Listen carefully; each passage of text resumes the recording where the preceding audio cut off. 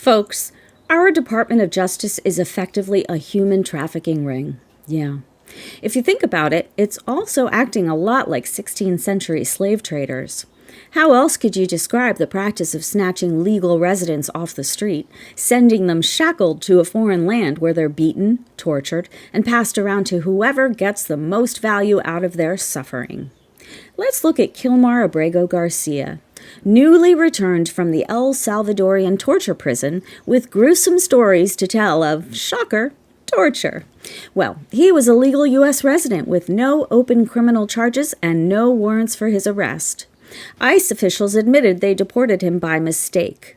The Trump administration violated court orders by deporting him in what was described by a judge as willful misconduct by the Justice Department under Pam Bondi and DHS under puppy killer Kristi Noem. While he was at the torture prison in El Salvador, he was beaten, sleep-deprived, malnourished, and psychologically tortured. He lost 31 pounds in 2 weeks. Independent reports and human rights groups confirm that such abuse is widespread at CECOT, especially against detainees held without clear cause. The Trump administration was forced to return Abrego Garcia, but they're going to the mattresses to deny the fact that they violated Abrego Garcia's civil rights and constitutional rights via unlawful detention, denial of due process, violation of court orders, and torture. DOJ is also fabricating smuggling allegations, which amounts to unlawful retaliatory prosecution. Basically, Bondi and company are trying to retroactively legalize what the judge said should never have happened.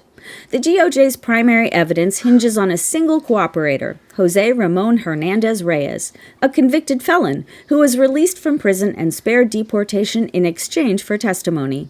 Multiple judges have questioned the plausibility and reliability of his claims. Hernandez Reyes has been convicted of multiple offenses of migrant smuggling, illegal reentry, firearms offenses, and a gang-related charge for deadly conduct. He was deported several times before.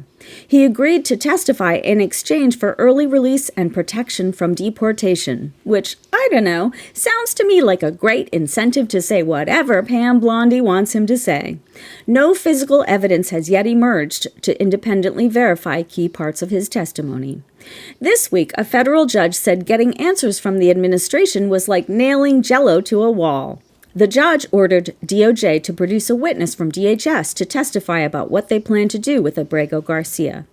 Abrego Garcia is still incarcerated in Tennessee, but now DOJ is threatening to deport him to a third country, or maybe even return him to El Salvador, if he is released before trial.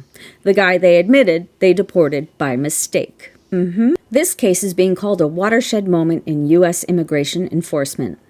If the government's actions go unpunished, despite defying multiple court orders, it could set a dangerous precedent that immigration authorities can bypass the courts by ginning up charges after the fact, that the executive branch can effectively ignore federal judges, that the deportation pipeline can be weaponized for political purposes or retaliation, even against people with legal protections.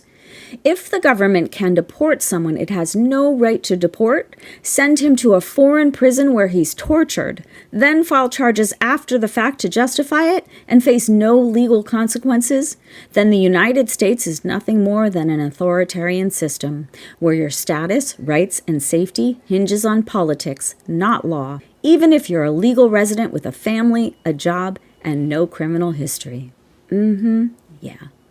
Well, DOJ, DHS, and Trump administration writ large, have the day you deserve. Yeah.